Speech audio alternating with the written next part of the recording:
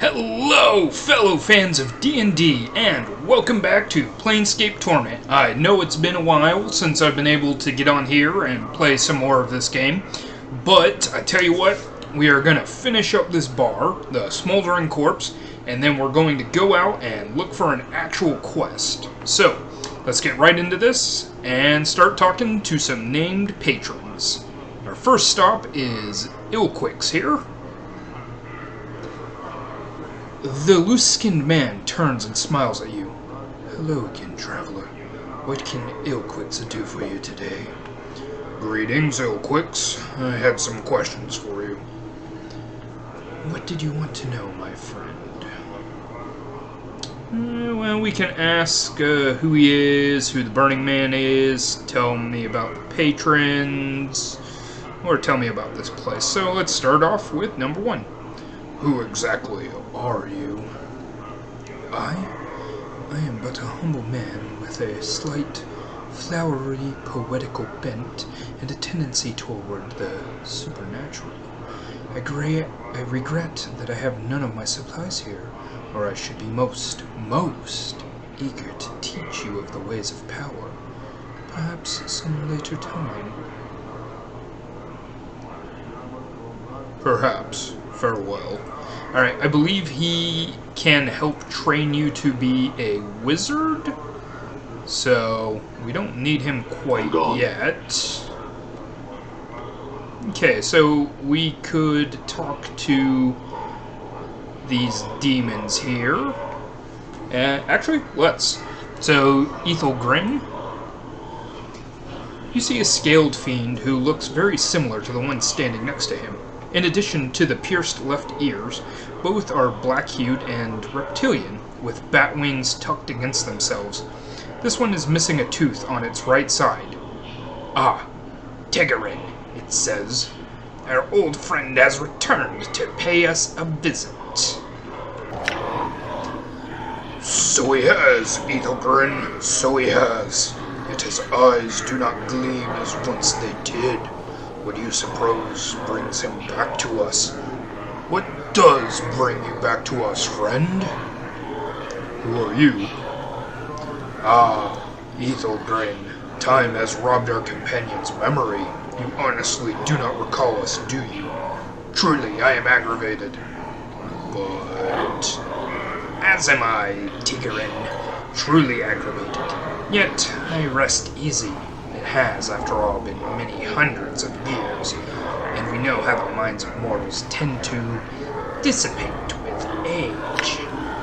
Ah, well spoken, old friend. We are a pair of Abishai, on leave from our current assignments in Beitor. I am Tegerin, the thrice damned, so named for my ability to find the best in every situation. This is Ethelgrin, who has earned himself no special name, though not for lack of trying. Lack of trying? What do you mean? Ethelgrin ignores you as it responds to its companion. And once again, Tegerin, you have cut straight to the truth of the matter, though perhaps it is best not to have earned the sort of notice one bearing the name Thrice Damned must surely have incurred. I had some other questions. But I'm more sure than ever these Burks ain't on the up and up. Sounds to me like they deserted, like they're looking for some angle that'll elevate their status in Beitor. You don't want to be talking to them, boss. You don't know what game they're playing, and you could get burned, literally. Alright, Mort, just a few more questions for these two. Why is that a little floating skull I see? There's a lovely sweet scent of Beitorian decay about you, my pretty. Perhaps we should discuss this later. The Abishai returns its attentions to you. Now then, you said you had some questions. Okay, so we can ask all the normal questions. What is this place? What are you doing? Who are you? Do you know the collector? Tell me about fiends. Who are you? Ethelgrim, time has robbed our companion's memory. You honestly do not recall us, do you? Truly I am aggravated. Okay, this is the same situation. So we'll just skip through this real quick.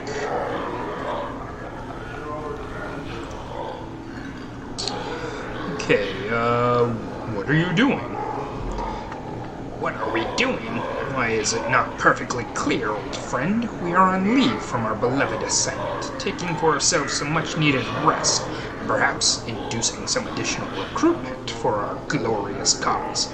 Our superiors fully support our presence, to be sure. In a more immediate sense, we are taking our entertainment in this delightful establishment, and of course we are celebrating the return of our old friend.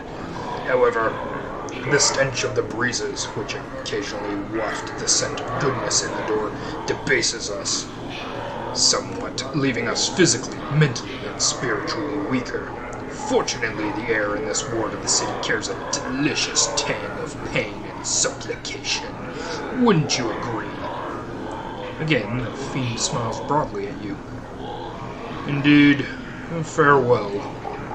Okay, so I was thinking they might have had some information that would have triggered a memory, but they don't. Done. And if I remember correctly, I think this is the last named person in the bar. You see someone dressed as a female dustman with a half-empty glass in her right hand. As you near her, she calls out to you, you, over here. You notice that there's something wrong about her, and your exposure to the dustman leads you to believe that she's just too lively to be a real member of the faction. We'll approach her. Hey, Cutter, buy a lady a drink. You're not really a dustman, are you? She looks around nervously. It seems to sober right up. Why do you say that? Because you don't act like a dusty, and you're not offering contracts. In fact, you're taking money in instead of giving it out for that corpse labor they do in the mortuary. She stifles a squeak of terror and hastens to explain. No, I'm not a dustman. I just found these robes in the street, and I didn't have enough money to get good clothes, and I heard there was a dustman thief around, but you could probably find him somewhere else in the southwest part of the hive. I saw him, but I hid from him. Please don't hurt me. I'm not planning on it. You ought to know that you're not pulling it off too well. Now answer some questions. What do you want to know? Who are you? Me? I'm Mokai. I'd just like to, drink here, and, she loses her train of thought momentarily. I'm just a person, you know. I see. Farewell then, Mokai. Okay, so nothing else too much of importance. Nothing over here. Alright, and again, there's Ignis. We will come back to Ignis once we have the item that will free him. So, she spoke of a dustman thief, but first I have to get in a fight with these thugs. Although I'm pretty sure 3 fighters will be able to take these guys. Okay, there's one down. Ran away.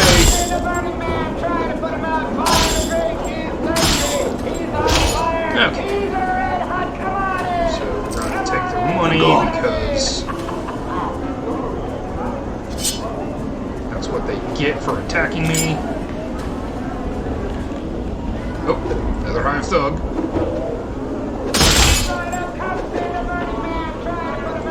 This one's trying to run away.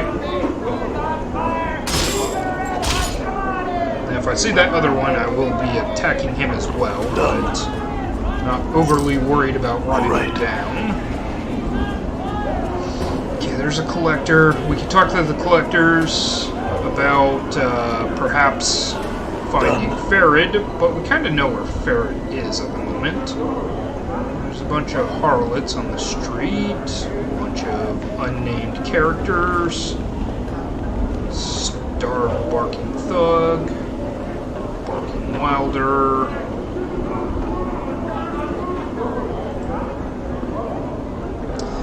This wild-eyed man is hunched over, barking, and howling at the top of his lungs. Beneath his thick, matted hair, you can make out a series of strange tattoos. They run in a range from screaming faces to bizarre geometric shapes, to what appear to be lines of verse. He is almost naked, but the dirt and filth covering him gives him the semblance of modesty. Give a long, forlorn howl. The man whirls on you as he hears your howl, then gives a lopsided grin, and he throws his head back, howling with you. He stops a few moments later, then resumes his loping but snarling and barking like some feral dog. Snarl back at him, baring your teeth. The man's barking ends with a snarl, and he leaps at you. This is how you want to die, Wolfman. So we basically encouraged him to attack us. I'm hurt. Okay, I am going to get away and have Mort Endure. and Dakin In attack. enduring, grow strong. I'm gone. Okay. I'm gone. And with that clutch charm,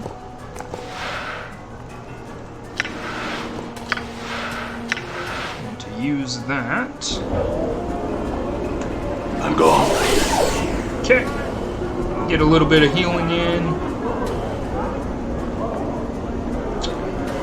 Okay, so what is this area? Fell's Tattoo Parlor. There it was another bar, which I think is one I really want to get up to, because I think there's an actual dungeon crawl quest that comes out of it. Painted door to the tenement of thugs. All right. Oh, more thugs.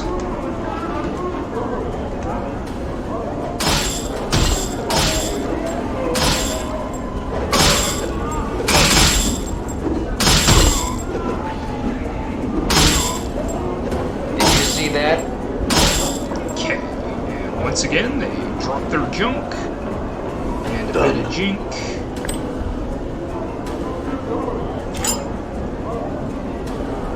Done. Okay, we'll have to sell that stuff off later. Okay. Oops. All right. This Done. leads to nothing, it looks like. Nope. Okay.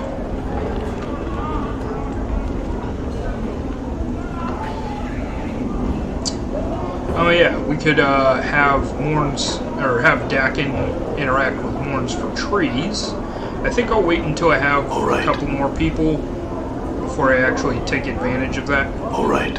Another starved dog barking thug. I think there were 3 of these guys that we had to take down for one of the tieflings. How many Down times again. must this fool die? But that's alright, because dying is rarely problematic for me. Just a bit of time to get back to where I was going. I'm gone.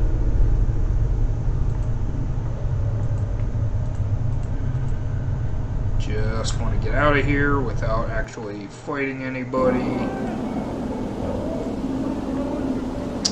Okay, well, this puts me in a position where I wanted to be anyways, because I can get to the Dustman Bar from here. I believe the Gathering Dust Bar was what I was looking for. And in we go as we talk to a bunch of dustmen. Okay, this time I think I'm going to start from the back of the bar and move forward. The zombie gazes at you with vacant eyes. His lips have been stitched closed and bandages are wrapped several places around his body. This faint smell of alcohol emanates from the corpse. Leave him in peace. I was just seeing if I could interact with him in any way. I'm gone. Ooh, searchables. Nothing in the searchables. Okay, let's talk to Emmerich. You see a heavy-set man with dark skin and grim features. He is dressed in dustman robes and is regarding you with a stony gaze. Greetings.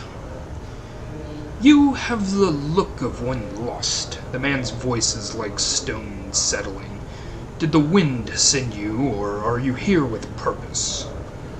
Who are you? I am Emmerich, Factotum, and Initiate of the Fourth Circle. Is this your bar? If you measure ownership in copper, this is not my establishment. If you measure ownership in spirit, it is mine.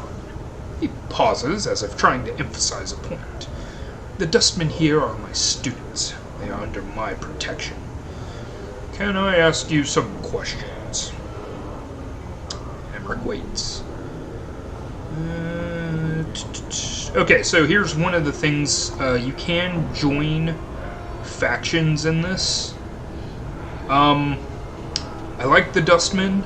They're kind of a spiritually coherent group with me personally, so I would like to join the Dustman faction. If you desire to join the Dustman faction, I will hear your request. Yes, I desire to join the Dustman faction. If you desire to join the Dustman faction, then passion rules your mind. Passion's path is not a Dustman's path. I misspoke. I have no desire to join the Dustman faction. I merely believe what the Dustmen believe. Very well. Do you know our philosophy? Yes. Recite it. The goal of all dustmen is to reach the true death, oblivion. This life that many cling to with their emotions and passions is a false one. As long as one clings to it, one will continually be reborn into it. One must divest themselves of emotion to escape this cycle. Do you believe it? Yes. Then it shall be tested. Speak with Initiate Norkj. He is here in the bar. Return when you have done what he has asked of you. Very well. I will go speak with him now. Okay, so that has set us upon the quest line to All right. begin joining the Dustmen. I'm gone. Okay, nothing there. Nothing. Seer the Skeptic. Dustman. Okay, well, she is a named Dustman, so let's speak with her. As you approach, the elderly woman turns and stares at you. La, look who's come a-calling on Seer today. Death's dearest son. She looks you up and down, then shakes her head in disbelief. By every power and its mother, boy, what crypt did you crawl out of? I'm fresh from the mortuary, actually. That's so. Seer raises an eyebrow. Warms my ears to hear you gave that place the laugh, boy. Not much of a watering hole for one who isn't relieving themselves. She sniffs. Too many cobwebs and dusty minds. You don't like the mortuary? Aren't you a dustman? A dustman, I suppose. I've seen enough sand pass through the hourglass while wearing these robes. This body's almost ready to pay the ferryman. Are you afraid of dying? Of course I am, boy. Who isn't? She frowns and glances around. Well, except dustmen. They're not afraid because they've been swallowing so much of their own bat droppings over the decades that blinded themselves into thinking that death is some kind of release. So, what sparked this crisis of faith? She shrugs. Life, I suppose. It, Never you mind, I won't bore you with the niggling details.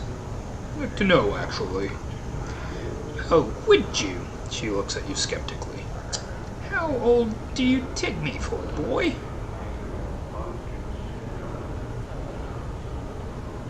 Old? She snorts. Well, you're wrong. I'm really old. Now, I've spent most of my long years teaching dustmen. I've seen many dustman whelps grow within our order, taught them the ways of the faction, kept the faith, preached the tenets of the faction. And so on, and so on. No questions, no doubt. This life was merely an antechamber that led to the true death. What happened? Well, a half-month back, I went sick with the fever. I thought it was the end. It rattled my cage. How? There's something about having your faction members circle around your deathbed like a pack of pale-faced ghouls, nodding and agreeing that your suffering and dying is all for the best. Oh, Seer is so fortunate. She shall soon be relieved of the burden of life.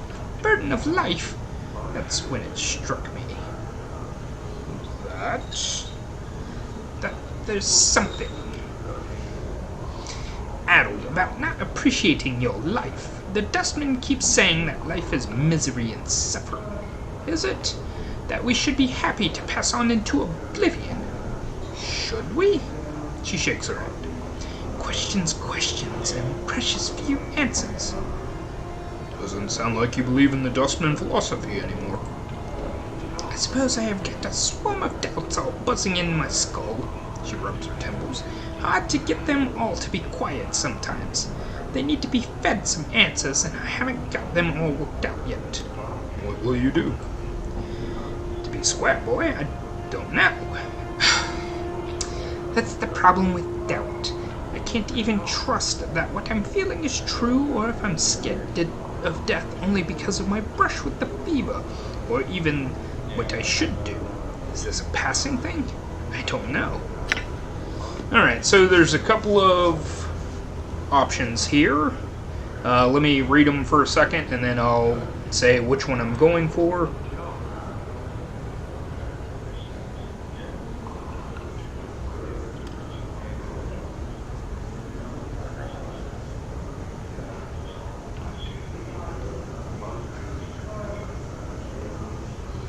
Okay, so the last two are just getting away without answering her problems. I don't want to use either of those. So you can either go with the philosophy's wrong and you don't actually believe in it. There is the philosophy's right and you're just kind of been shaken out of your belief for a minute and that's temporary. And then there is the just deep in Dustman indoctrination. Since I'm trying to become a Dustman, I'm going indoctrination. So, at the core of the Dustman philosophy is that this life is one of pain. It is a weapon that life uses against a soul to keep it anchored to this existence. Do not let this brush with the fever break your Dustman beliefs, so time will heal these doubts. Seer stares at you and then nods slowly. Maybe so, maybe so. She frowns, her face wrinkling up in concentration. I'll have to chew it over some more. You should. It's no small matter. La, now enough of me rattling on about my woes. You look like you've shared a few handshakes with death yourself. Hasn't that changed your views somewhat? Doesn't it make you appreciate life a bit more?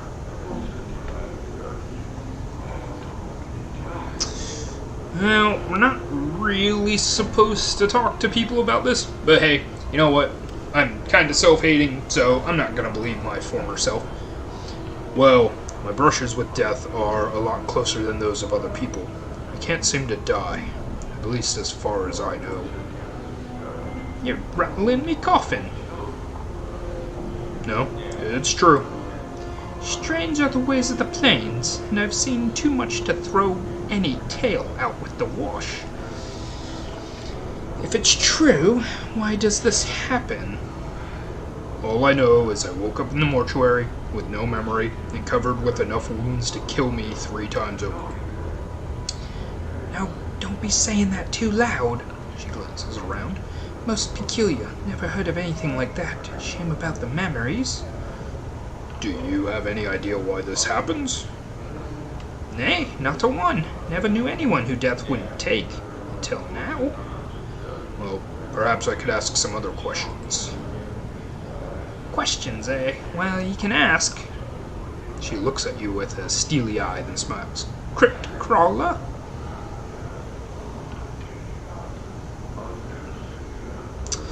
Well, in the interest of time and everything else, I think we'll go ahead and just end this here. There isn't anything else I really want to say to her, but I think we got some experience by getting her through her crisis of faith, so I must take my leave. Farewell.